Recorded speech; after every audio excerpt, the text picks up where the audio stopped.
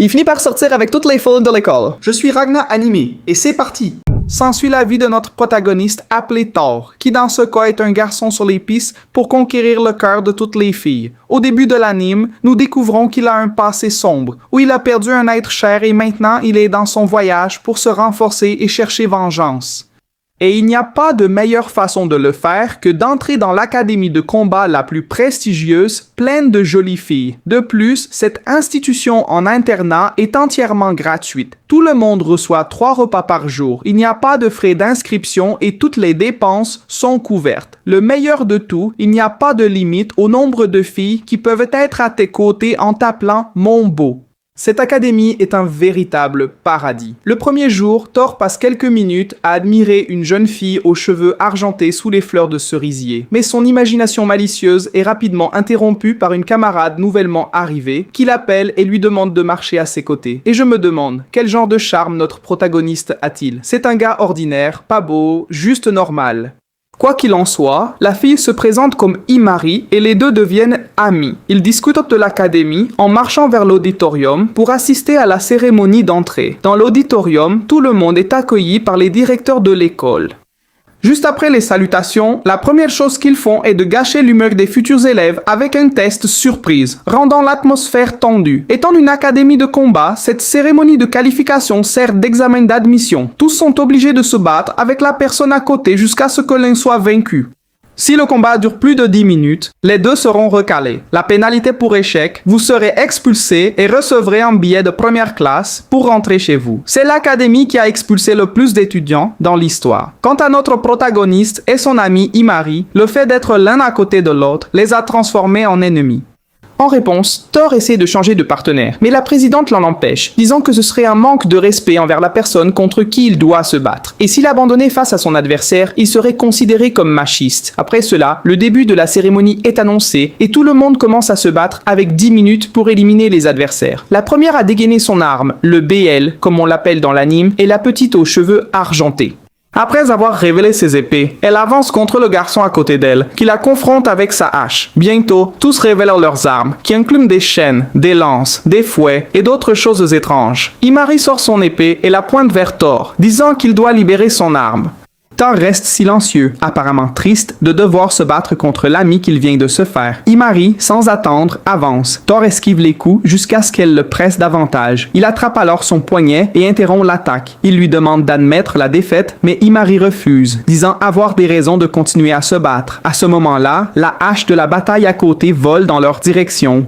Thor libère son arme, qui est un bouclier, et dévie la hache. Nous découvrons alors qu'il est un irrégulier avec un bouclier comme Blaze, étant le véritable héros du bouclier, si vous voyez ce que je veux dire. Après cela, Imari remercie Thor de l'avoir sauvé, mais continue de se battre. Thor la bloque avec le bouclier et décrète sa victoire en la désarmant. Il rassemble de l'énergie dans sa main et la frappe, la repoussant en arrière. À la fin, il prouve qu'il n'est pas machiste. La présidente annonce la fin de la cérémonie et félicite les vainqueurs. Imari commente que personne n'a été gravement blessé.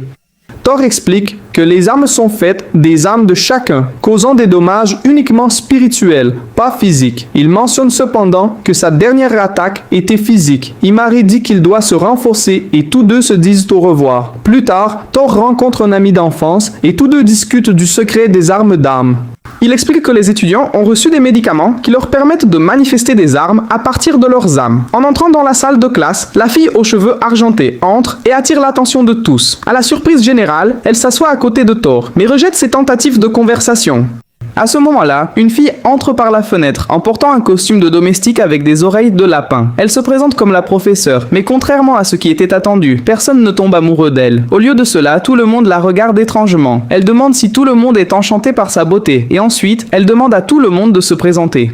Tout le monde se présente et la fille aux cheveux argentés se présente comme Julie Sigtuna. Après cela, la professeure informe tout le monde sur la nouvelle vie scolaire qu'ils vont avoir. La carte d'étudiant qu'ils possèdent fonctionne comme une carte de crédit et chaque élève peut dépenser jusqu'à 100 000 yens par mois, environ 3 400 guillemets, ce qui est un excellent avantage. Étudier gratuitement et recevoir une allocation, c'est super, non? Et en plus, toutes les autres dépenses seront couvertes. Un vrai jeu d'enfant. Après cela, la professeure explique le système de binôme. Tous les élèves de l'académie forment des binômes et vivent avec leurs partenaires. Quand les élèves obtiennent leur diplôme dans cette académie, ils sont affectés à la force de sécurité. Dans cette école, tout le monde doit travailler comme une unité de deux. Et c'est pour cela que le système de binôme existe, pour améliorer le travail d'équipe. Les duos officiels seront décidés après une semaine, mais pour l'instant, les élèves devront former des duos temporaires avec la personne assise à côté d'eux. Quand la nuit tombe, tous retournent dans leur dortoir et notre protagoniste finit par profiter d'un bon moment en voyant Julie en pyjama. Les deux s'assoient et se présentent. Julie révèle qu'elle vient d'un endroit appelé Jinl, dans le nord de l'Europe. Le fait qu'elle se souvienne facilement du nom de notre protagoniste est parce qu'il ressemble à celui du dieu nordique Thor. Elle dit alors qu'elle est très intéressée par lui à cause du mouvement qu'il a utilisé pendant la cérémonie de qualification en se référant à ce coup de poing. Elle demande s'il peut lui enseigner ce coup, mais notre protagoniste refuse, disant qu'il exige une énorme pression sur le corps de l'utilisateur et que si une fille l'utilise, elle pourrait subir des dommages corporels. Après la brève conversation, ils savourent un peu de thé à la pomme et ensuite dorment. Dès le lendemain, les rumeurs selon lesquelles Julie et le protagoniste ont dormi ensemble se répandent dans l'école. Pendant le petit déjeuner, deux filles, Tomo et sa partenaire Miyabi, s'approchent du protagoniste et de Julie pour discuter. Au cours de la conversation, Julie dit accidentellement qu'elle a dormi avec lui. Cela amène Tomo à penser que le protagoniste est un pervers pour avoir partagé la chambre avec une fille. Pendant le cours, la professeure Coelho explique les bases des pouvoirs spéciaux utilisés par les élèves. Elle dit que la drogue qu'ils ont utilisée est compatible avec seulement une personne sur 100 et que seuls ceux qui sont compatibles acquièrent la capacité de manifester leur blaze. Ces personnes sont appelées Exceeds. En entraînant leur esprit et leur corps, les Exceeds peuvent monter de niveau et devenir de plus en plus forts. Pour cela, ils doivent passer par le rituel de sublimation à la fin de chaque période.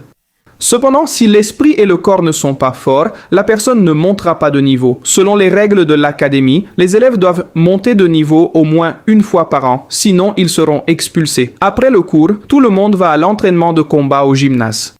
Julie clarifie le malentendu et Tomo s'excuse auprès du protagoniste de l'avoir traité de pervers. Après cela, Julie et Tomo commencent à s'entraîner l'une contre l'autre. Pendant ce temps, notre protagoniste défie Aoi pour un combat d'entraînement. Ils commencent aussi à s'entraîner l'un contre l'autre. Ainsi, une semaine passe, avec tout le monde ayant des cours pratiques de combat. Après cette semaine intense, il est temps pour tous de choisir leurs partenaires officiels. Initialement, Julie demande à Tomo d'être sa partenaire, car elle est la plus proche d'elle en termes de force. Mais Tomo avait déjà choisi Miyabi comme partenaire officiel. Quant au protagoniste, il a demandé à Aoi d'être sa partenaire. Cependant, plus tard, lorsqu'il découvre que Julie a été rejetée, il va la voir et lui demande d'être sa partenaire officielle, montrant qu'il accorde plus de valeur à Julie qu'à ses amis. Avec les duos officiels décidés, la professeure Coelho annonce que l'heure tant attendue est arrivée pour que tous combattent dans la célèbre bataille des Blazes, qui sera un battle royal en duo. En résumé, tous, sauf votre partenaire, sont des ennemis. La bataille commencera dans une semaine et d'ici là, tout le monde doit s'entraîner avec son partenaire pour améliorer le travail d'équipe. Dans ce contexte, le protagoniste et Julie commencent à s'entraîner ensemble. Notre protagoniste subit une série de défaites embarrassantes contre la fille. Pendant les entraînements, ils échangent des retours et s'aident mutuellement. Julie aide le protagoniste à perfectionner quelques combos et va même jusqu'à donner un nom à son attaque spéciale, l'appelant coup de Mjolnir en référence à Thor. Finalement, le jour de la bataille est arrivé. Toru et Julie ont suivi une stratégie simple, avancer directement et affronter toute paire qui croisait leur chemin. L'approche, bien que risquée, s'est avérée efficace. Ils ont vaincu plusieurs paires jusqu'à ce qu'il ne reste que quelques-unes, y compris Tomo et Miyabi. Les amis ont réussi à résister pendant un certain temps, mais ont finalement été vaincus par Toru et Julie. À l'étape finale, Toru et Julie ont trouvé Aoi et son partenaire en difficulté. Lorsqu'ils sont arrivés sur place, ils ont découvert que la professeure Coelho était intervenue, attaquant Aoi et sa partenaire. Elle a révélé qu'elle utilisait des blazes de manière létale et a affirmé que sa mission était d'éliminer les étudiants faibles pour garantir que seuls les plus prometteurs restent à l'académie. La professeure, montrant sa personnalité sadique, a engagé une bataille contre Toru et Julie. Le combat était intense. La professeure a démontré sa supériorité en dominant le combat et en se moquant des élèves. Cependant, ces provocations ont réveillé un souvenir douloureux chez Toru, ce qui l'a poussé à rassembler ses forces pour une dernière attaque. Avec une combinaison parfaite, Julie a bloqué la professeure, permettant à Toru de porter un coup puissant, détruisant son arme. Le lendemain, Toru et Julie apparaissent totalement bandés et encore en train de se rétablir tout en buvant du thé chaud. Julie lui commente que Rito a été arrêté et que pour l'instant, ils ont gagné un peu de tranquillité. Toru, cependant, reste perturbé par plusieurs questions sans réponse, comme qui a donné l'ordre à Rito d'agir de cette manière en premier lieu. Blessé et incapable de soulever même une tasse, Toru accepte l'aide de Julie pour boire, jusqu'à ce qu'elle trébuche soudainement et tombe sur lui. C'est à ce moment précis que Tomo et Miyabi entrent dans la chambre en portant des collations. Et immédiatement, il suppose que Toru essayait de faire quelque chose d'inapproprié avec Julie, même avec tout le corps meurtri. Plus tard, cette même nuit, Toru refait le même cauchemar troublant et se réveille qu'avec Julie assise à ses côtés, visiblement inquiète. Il va ensuite sur le balcon pour prendre un peu d'air frais. Julie le rejoint et mentionne le nom auteur que Toru avait murmuré en dormant, accompagné d'une sombre promesse de le faire payer pour quelque chose. Toru reste silencieux, réticent à expliquer quoi que ce soit, mais Julie finit par faire le lien. En silence, elle lui montre une grande cicatrice dans son dos et admet discrètement qu'elle a aussi quelqu'un avec qui elle doit régler des comptes à l'avenir. Quelque part au loin, au milieu de la forêt, Lilith se détend dans un lac, exhibant une présence et des attributs qui sont tout simplement impossibles à ignorer. De manière décontractée, elle commente à sa fidèle gouvernante Sarah qu'elle est sur le point de sortir pour rencontrer Toru, car il possède la même caractéristique rare qu'elle. Pendant ce temps, ailleurs, Toru se réveille confus, essayant de comprendre si tout ce qui s'est passé la nuit précédente était réel ou simplement un rêve fiévreux extrêmement vif. Le doute se dissipe lorsque sa main, par accident, attrape le corps doux de Julie. Lorsqu'elle se réveille, Toru est effrayé et commence à bégayer des excuses, blâmant tout sur le puissant scénario que les dieux de l'intrigue ont apparemment écrit pour lui. Il insiste sur le fait qu'il n'avait aucune idée qu'elle s'était glissée dans son lit. Julie explique qu'après s'être ouverte sur son passé avec lui, elle s'est sentie seule et a décidé de se coucher à côté de lui. Plus tard, il rencontre Tomo et Miyabi et entre dans la salle de classe, juste pour découvrir que Oi et Tatsu étaient déjà à l'intérieur. Toru questionne leur arrivée si anticipée, mais Oi essaie de dissimuler en disant que, comme un vrai Shad, il ne serait pas affecté par quelques blessures. Tomo n'accepte pas cette excuse et rappelle les blessures que tous ont subies lors du combat précédent. Oi est surpris de réaliser qu'elle le sait. Et puis Toru révèle que Tomo et Miyabi ont été les seuls à courir pour l'aider après la bataille. Oi et Tatsu font une révérence respectueuse, mais Toru réagit comme s'il voyait un homme des cavernes apprendre les bonnes manières pour la première fois, car Oi ne s'était jamais incliné devant personne auparavant. Le groupe commence alors à spéculer sur les raisons pour lesquelles Rito avait complètement perdu le contrôle ce jour-là. Toru, cependant, soutient qu'il ne sert à rien d'y penser, car elle serait probablement déjà partie depuis longtemps. À la surprise générale, Rito elle-même entre dans la salle de classe à ce moment-là, comme si absolument rien ne s'était passé. Après le cours, le groupe essaie de la confronter dans le couloir, mais elle fait simplement semblant de ne pas comprendre de quoi il parle. Avant que la situation ne s'aggrave, Sakuya apparaît et invite tout le monde dans son bureau, révélant qu'elle a décidé de réintégrer Rito comme professeur. Toru, évidemment indigné, rappelle qu'elle a littéralement essayé de les envoyer affronter Ace, mais Sakuya ignore l'argument, expliquant que la valeur de Rito pour l'académie dépasse sa petite tentative de meurtre. Elle affirme que Rito joue un rôle essentiel pour atteindre le duo absolu et informe que les élèves affronteront bientôt un rituel de passage de niveau. À ce moment précis, un hélicoptère atterrit dans la cour de l'école et en descend Lilith, accompagnée de Sarah, prête à enfin rencontrer Toru. Plus tard, pendant le cours, Toru reste visiblement tendue tandis que Rito enseigne, sachant très bien qu'elle a déjà essayé de l'envoyer directement dans le royaume des ombres. La leçon aborde les impulsions de pouvoir et les compétences spéciales de niveau blaze, montrant un contraste entre les élèves aussi évident que le jour et la nuit. Soudain, la blonde voluptueuse Lilith envahit la salle sans aucun avertissement, marche jusqu'à Toru et demande directement à propos de son blaze unique. Elle demande ensuite poliment à Rito si elle peut l'emprunter un moment. Ouais trouve tout cela extrêmement suspect et exige des explications sur ce qui se passe. Lilith ignore simplement l'interruption et un Toru curieux accepte d'écouter ce qu'elle a à dire.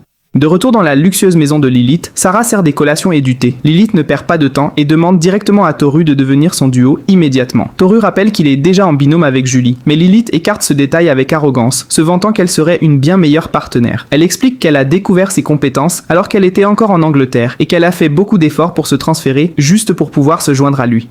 Toru se rappelle alors que l'académie n'autorise pas le changement de duo. Mais le complexe typique de protagoniste de Lilith entre en jeu et elle affirme que les règles communes ne s'appliquent tout simplement pas à quelqu'un comme elle. Confiante, elle attend sa réponse, mais Toru refuse poliment, affirmant qu'il préfère rester aux côtés de Julie. Alors qu'il s'éloigne, Lilith commente avec malice qu'il gâche un développement de l'intrigue digne d'un autre niveau. Malgré cela, Toru s'en va en disant qu'il n'a aucun intérêt. Cette même nuit, Rito impose une punition à Toru pour avoir manqué le cours. Plusieurs courses de 4 km chacune. Plus tard, déjà détendu dans le bain, Julie frappe à la porte pour avertir qu'il a oublié la serviette à l'extérieur. Après cela, alors qu'ils prennent le thé ensemble, Julie demande timidement s'ils pourraient partager le même lit à nouveau. Toru, encore traumatisé par l'incident précédent où il l'a touché par inadvertance, panique et l'invite rapidement à un rendez-vous totalement platonique. Julie accepte la proposition et suggère qu'ils sortent faire du shopping, puisqu'elle porte la même chemise depuis le début. Toru a réussi à échapper à la demande de dormir ensemble, mais Julie insiste à nouveau et demande à se coucher à côté de lui encore une fois, le laissant confus et se demandant pourquoi il a même essayé de résister. Le lendemain, en route pour le centre commercial, Toru se souvient qu'il avait demandé conseil à Miyabi sur les rendez-vous lorsqu'il l'a invitée à se joindre à la promenade. Elle a paniqué immédiatement, croyant qu'elle était invitée à un véritable rendez-vous, et elle est partie en courant, avant que son cœur n'explose simplement. Au centre commercial, Toru et Julie se séparent pendant quelques instants au milieu de la foule, mais il parvient à la retrouver. Soulagé, Julie lui tient la main par sécurité, complètement inconsciente du fait que Tomo et Miyabi les suivent discrètement comme deux détectives curieux d'une comédie romantique typique. Dans un magasin de vêtements, Julie entre dans la cabine d'essayage, et tandis que le vendeur suppose qu'elle est la petite amie de Toru, il ne nie pas exactement l'affirmation. Julie sort avec une nouvelle tenue, rendant Toru et le vendeur complètement rouges. Excité par la réaction, le vendeur lui donne encore plus de vêtements, et Julie commence à les essayer joyeusement, les achetant tous simplement parce que Toru a dit qu'elle était belle avec chacun d'eux. Ils passent tout l'après-midi à se promener dans le centre commercial et finissent par s'asseoir pour manger une glace. Quand Toru lui propose une cuillerée de sa glace au rhum et au raisin sec, Julie ouvre la bouche en attendant qu'il la nourrisse. Il finit par le faire et elle lui rend l'appareil immédiatement après, laissant Toru complètement sans réaction. L'alcool de la glace atteint Julie rapidement et tandis que Toru essaie de la contrôler, Tomo et Miyabi observent de loin, se demandant si ces deux-là sont juste amis ou quelque chose de plus. Soudain, quelques délinquants apparaissent cherchant des ennuis. Tomo essaie de s'en aller en feignant le désintérêt, mais un des gars attrape le poignet de Miyabi. Tomo intervient immédiatement, prêt à remodeler leur visage. Toru remarque la confusion et court pour essayer de calmer la situation, mais les voyous pensent qu'il essaie juste d'impressionner les filles. Avant que tout ne dégénère, Lilith arrive comme une reine descendant de l'Olympe. Elle sort son arme, qui à la surprise de tous est un fusil complet, rappelle à ces idiots de garder leur distance et met les délinquants à terre sans aucun effort. Après avoir vu cela, Toru comprend enfin ce qu'elle voulait dire en affirmant qu'elle était une exception. Après cela, Toru accompagne les filles jusqu'à un magasin de lingerie, mais quand elle lui montre accidentellement quelques pièces, elle le traite immédiatement de pervers, ce qui le rend assez frustré. Le lendemain matin, Toru raconte tout le chaos à Tomo et Miyabi, qui sont compréhensiblement choqués par l'histoire. Julie commente que les flammes ne se manifestent normalement pas comme des armes complexes, ce qui explique pourquoi Lilith se promène comme si elle portait le plus grand trophée du monde. Pendant ce temps, dans son dortoir, Lilith est occupée à être une véritable fan obsessionnelle, avec une table pleine de photos de Toru et même à rêver éveillé d'avoir des enfants avec lui. Plus tard, le groupe reçoit une mise à jour appelée Lucifer, qui les renforce tous. Bien qu'ils semblent exactement les mêmes à l'extérieur, à l'intérieur, ils sont maintenant plus forts et beaucoup plus rapides. Toru voit alors Miyabi battre ses camarades sans effort lors d'une course près de la piscine. Après qu'elle remporte la compétition, il tend la main pour l'aider à sortir de l'eau, ce qui provoque plus que de simples vêtements mouillés. Elle le remercie d'être toujours à ses côtés, mais il rappelle que tout ce progrès vient de ses propres efforts. Tomo s'approche pour renforcer son affirmation, tandis que Rito commente sur la croissance de sa poitrine, laissant Toru sans réaction. Les filles sont complètement embarrassées en entendant cela et Tomo appelle rapidement Toru un étrange. À cet instant, Julie rejoint le groupe et plonge dans la piscine, faisant attendre à tous une démonstration incroyable de natation. Cependant, à la surprise générale, Julie ne revient pas à la surface. Toru remarque rapidement qu'elle ne nageait pas, mais se noyait, alors il plonge immédiatement pour la sauver. On découvre que son ancienne école n'avait pas de cours de natation, et Julie croyait qu'elle apprendrait simplement en observant les autres. Tout le monde est choqué de voir Julie échouer à quelque chose, mais Tomo assure que tout le monde a une première fois pour apprendre quelque chose. Toru met une serviette sur sa tête, insistant pour qu'elle n'attrape pas un rhume. Alors qu'il s'éloigne, Miyabi observe tout de loin et souhaite aussi être mauvaise en natation, juste pour recevoir la même attention. Plus tard dans la journée, Julie demande à Toru de lui apprendre à nager. En marchant dans le parc, il aperçoit Lilith prenant le thé avec Sarah et demande à Julie de continuer sans lui. Toru s'assoit alors avec elle et demande pourquoi Lilith manquait les cours. Elle répond avec désinvolture qu'elle a déjà terminé ses études avec excellence et qu'elle est là uniquement pour l'environnement. Toru commente que de cette façon, elle ne se fera jamais d'amis et ces mots touchent son cœur de manière inattendue. Il se souvient de comment elle a sauvé les filles la veille et veut poser une question importante. Cependant, avant que Lilith ne réponde quoi que ce soit, elle exige qu'il l'accompagne d'abord pour une promenade et à ce moment précis, un hélicoptère apparaît. Pendant ce temps, Rito est extrêmement irrité parce que Toru a encore manqué les cours. Ses camarades commencent à s'inquiéter car il est parti sans prévenir personne. Ce qu'ils ne savent pas, c'est que Toru s'amuse dans un parc d'attractions appelé Dateland aux côtés de Lilith, qui a complètement abandonné son attitude aristocratique et agit maintenant comme une enfant visitant Disneyland pour la première fois. Après avoir survécu à des montagnes russes sur le thème des volcans, pris des selfies avec une mascotte géante et posé dans des cabines photos, Toru est déjà mentalement épuisé, mais Lilith n'a pas encore terminé. Elle le traîne jusqu'à une galerie de tir et impressionne tout le monde avec une précision digne d'un sniper professionnel, laissant Toru complètement surpris. Elle explique que sa compétence avec les armes vient de son expérience en tant que chasseuse et que ses armes font déjà partie de son âme. C'est précisément pour cela que son blaze prend la forme d'un fusil, tandis que celui de Toru est un bouclier reflétant le désir profond de protéger les autres personnes. Après avoir marqué d'innombrables points au stand, Lilith sort en sautant de joie en tenant une peluche horrible, comme si elle venait de gagner à la loterie. Les feux d'artifice illuminent le ciel nocturne, donnant à Toru l'occasion parfaite de finalement poser une question qui le dérangeait depuis longtemps. Pourquoi elle a révélé son blaze en public? Lilith répond qu'elle essayait juste d'impressionner son futur partenaire de duo et encore une fois suggère qu'ils forment un couple puissant. Cependant, Toru, fidèle à ses propres sentiments, refuse à nouveau. Mon Dieu! Cette nuit-là, il retourne au dortoir, mais trouve la porte verrouillée. À cet instant, Julie apparaît en escaladant comme une véritable Spider-Man.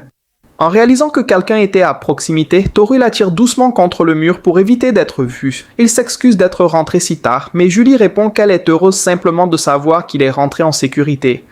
Toru admet qu'il a passé la journée avec Lilith, qui lui a de nouveau demandé d'être son partenaire, mais il a refusé parce qu'il avait déjà promis à Julie qu'il la protégerait toujours. Lilith n'était évidemment pas contente et lui a donné la gifle dramatique classique de protagoniste d'anime avant de partir furieuse. Julie écoute tout en silence, sourit gentiment et le remercie d'avoir choisi de rester à ses côtés.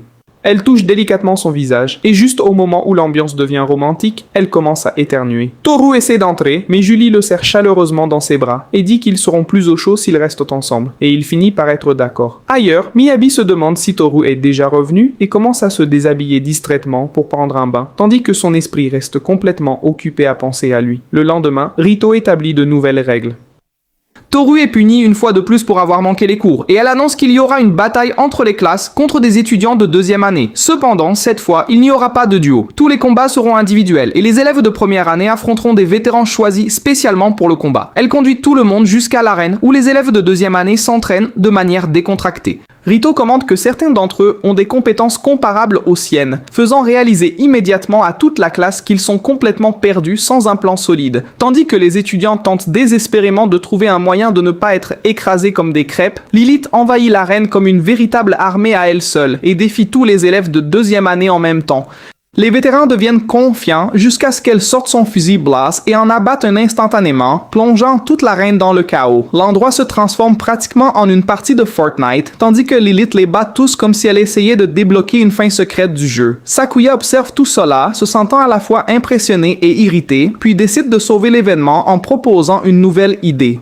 Lilith affronterait seule toute la classe de première année, et leur seule mission serait de survivre. Ainsi, la bataille commence, et tous les étudiants se cachent dans un immense centre commercial, transformant le lieu en un véritable champ de bataille improvisé. Lilith commence sa chasse en trouvant les élèves un par un, tandis que toute tentative de l'embusquer se termine par un échec absolu. Éventuellement, elle se retrouve face à face avec Toru, prête à le vaincre. Cependant, avant que des coups ou des tirs ne soient échangés, Toru profite du moment pour s'excuser de l'avoir irrité auparavant. Elle grogne en croyant qu'il essaie juste d'apaiser la situation, mais au lieu de cela, il lui dit de se battre de toutes ses forces et peut-être, après que tout soit terminé, ils pourront enfin devenir amis. Le duel commence avec Toru esquivant les tirs, tout en réussissant à s'approcher suffisamment pour passer au combat au corps à corps. Au milieu de la bataille, il demande nonchalamment pourquoi elle a dû louer tout un centre commercial juste pour ce combat. Lilith répond en disant qu'une occasion extraordinaire mérite un cadre tout aussi extraordinaire. Alors que les deux continuent de se battre intensément, le reste du groupe apparaît pour mettre le plan en pratique. L'embuscade échoue misérablement et Lilith félicite leur tentative, bien qu'elle la qualifie de pathétique. Elle admet néanmoins que c'était le premier défi un tant soit peu amusant qu'elle ait eu de toute la journée, mais décide de les ménager pour l'instant. Elle affirme vouloir tout conclure de manière appropriée plus tard. En réunissant à nouveau le groupe, l'équipe commence à repenser toute la stratégie. Alors que Lilith s'amuse seule sur la place centrale du centre commercial, Tomo et les autres élaborent un plan divisé en deux groupes de 3 personnes. Cependant, lorsqu'ils arrivent sur place, ils trouvent un véritable champ de bataille. La place est complètement envahie par des étudiants assommés et, à première vue, il n'y a aucun signe de Lilith. Jusqu'à ce qu'elle apparaisse dramatiquement au sommet d'une pile de corps inconscients et renverse Tatsu avec son fusil, révélant que les techniques de camouflage font également partie de ses compétences de chasse. Toru ne perd pas de temps et retourne immédiatement au combat, même en entendant Lilith insister qu'elle préférait l'affronter seulement à la fin. Alors que le combat continue, Lilith disparaît à nouveau, avertissant que s'il continue à la poursuivre de cette manière, elle sera obligée de se battre sérieusement. Julie essaie de bloquer sa route de fuite, mais Lilith lit complètement ses mouvements et la bat avec une extrême facilité, rendant claire l'énorme différence de niveau entre les deux. Elle était déjà prête à porter le coup final quand Tomoe apparaît à la dernière seconde pour sauver Julie. Alors que le groupe se réorganise, Julie remarque que Tomo s'est blessé à cause d'elle et s'excuse immédiatement. Tomo minimise la situation, disant que protéger ses amis est quelque chose de naturel. Pourtant, elle ne tarde pas à remarquer que Julie n'agit clairement pas comme d'habitude aujourd'hui. Julie insiste qu'elle va bien qu'il soit évident que quelque chose la perturbe. Le groupe essaie de concevoir de nouvelles stratégies, mais la situation est désastreuse. Tatsus est déjà hors de combat. Tomo et Julie sont blessés, et la puissante lance de Miyabi reste trop lourde pour qu'elle puisse l'utiliser correctement. L'ambiance devient de plus en plus décourageante.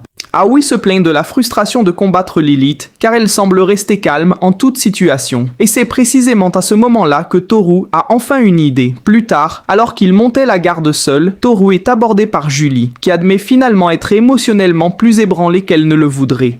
Elle avoue que bien que Toru ait rejeté Lilith plusieurs fois, elle craint encore que toute cette situation finisse par rapprocher les deux et la laisse derrière. Toru caresse doucement sa tête et la rassure, disant que Julie est la seule capable de vraiment comprendre et raviver son âme. Avant que le moment ne devienne encore plus intime, Lilith réapparaît silencieusement grâce à ses compétences de furtivité. Elle défie tout le monde pour un affrontement final, mais seule Aoi accepte d'avancer en premier. Ainsi commence un combat de 3 contre 1, et même en infériorité numérique, Lilith parvient à les gérer facilement tous en même temps. Lorsqu'elle entre en confrontation directe avec Toru, elle réussit finalement à le toucher avec un tir. Cependant, Toru profite de l'occasion et frappe le sol avec son bouclier, provoquant une explosion qui détruit une partie du sol et crée une ouverture contre elle. Miyabi avance en utilisant sa lance, mais Lilith utilise sa propre arme comme impulsion, sautant dans les airs pour vaincre à la fois Aoi et Julie en quelques secondes. Lilith déclare alors sa victoire, mais Toru lui demande de ne pas célébrer trop tôt. À cet instant, Julie se relève et frappe l'arme de Lilith, révélant qu'elle a réussi à bloquer la balle en utilisant l'arme en chaîne de Tomoe comme une sorte d'armure improvisée. Pour la première fois, Lilith est vraiment acculée, et le groupe obtient enfin une chance concrète de gagner. Mais avant qu'il ne puisse conclure le combat, une vraie balle atteint l'épaule de Toru. Des hommes armés envahissent le lieu, dirigés par un individu nommé Kevin, qui remet à Julie une invitation venant de quelqu'un connu uniquement sous le nom de forgeron d'équipement. Lilith refuse immédiatement, irritée d'avoir vu son événement interrompu, mais Kevin lui tire dans l'épaule pour clarifier ses intentions. Soit elle les suit, soit elle ne sortira pas de là. Aoi et Julie avancent pour les arrêter, mais leurs attaques n'ont aucun effet. Kevin sourit et explique que les Exceeds ne sont pas les seuls à avoir dépassé les limites humaines. Pour garantir l'accord, ils prennent Miyabi en otage, forçant Lilith à céder. À contre-cœur, elle accepte de les accompagner, s'excusant de ne pas avoir terminé son combat contre Toru. Mais l'équipe ne compte pas rester immobile pendant qu'une de leurs camarades est emmenée.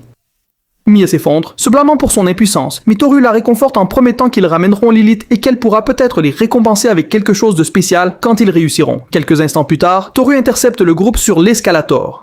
Lily l'avertit qu'il finira par se tuer, mais il ignore l'avertissement, affirmant qu'il a encore un duel inachevé avec elle. Il concentre l'énergie dans son poing et le frappe contre le sol. Pendant un instant, rien ne se passe, mais ensuite tout le centre commercial est secoué par une gigantesque onde de choc. Au milieu de la destruction, il tient la main de Lilith, tandis que Julie et moi apparaissons pour affronter les autres ennemis. Toru et Lilith unissent alors leurs forces pour vaincre Kevin une fois pour toutes. Après que la poussière soit retombée, ils sont tous deux blessés et épuisés, mais restent debout. Ils conviennent de résoudre le duel une fois de plus et continuent. Pendant ce temps, Kevin se traîne hors des décombres et contacte son employeur. Malgré la défaite, il affirme que la mission a été un succès, car ils ont réussi à collecter suffisamment de données. Son patron n'est plus aussi préoccupé par Lilith.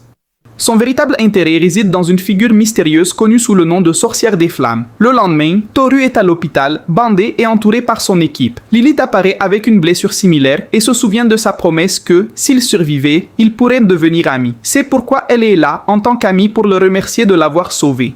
Elle s'excuse également auprès du groupe de les avoir sous-estimés et d'avoir giflé Toru. Ensuite, elle se tourne vers lui avec un sourire espiègle et demande une fois de plus s'il acceptera d'être son partenaire en duo. Lorsqu'il refuse à nouveau, elle l'embrasse sur la joue et déclare qu'elle devra alors le faire devenir son mari, surprenant tout le monde. Pendant qu'elle prend son bain, Miyabi réfléchit à l'incident de la bataille, lorsqu'elle a été tenue en joue. Ce souvenir la fait se sentir comme un fardeau pour ses amis. Tomoe la rejoint sous la douche, lui offrant du réconfort et des mots d'encouragement, lui rappelant que tout le monde apprécie le côté joyeux de Miyabi. Alors qu'elle réfléchit à l'amour, ses pensées se tournent inévitablement vers Toru. Peu de temps après, les étudiants de l'académie partent pour un camp d'entraînement d'été sur une île éloignée, voyageant jusqu'à Laonyokt. Pendant le voyage, Julie, dominée par le mal de mer et l'environnement confiné du bateau, pose sa tête sur les genoux de Toru. Remarquant son inconfort, Toru l'emmène dehors pour prendre l'air frais. La brise marine la calme et elle finit par s'endormir sur ses genoux. Miyabi les trouve et nerveuse, glisse en s'asseyant à côté de Toru, pressant involontairement sa poitrine contre lui. À cet instant, Aoi et Tatsu arrivent pour informer Toru que Ritu le cherche. Tamu apparaît également à la recherche de Miyabi. Bien que Miyabi les accompagne, elle se sent partagée à cause des sentiments de plus en plus forts qu'elle éprouve pour Toru.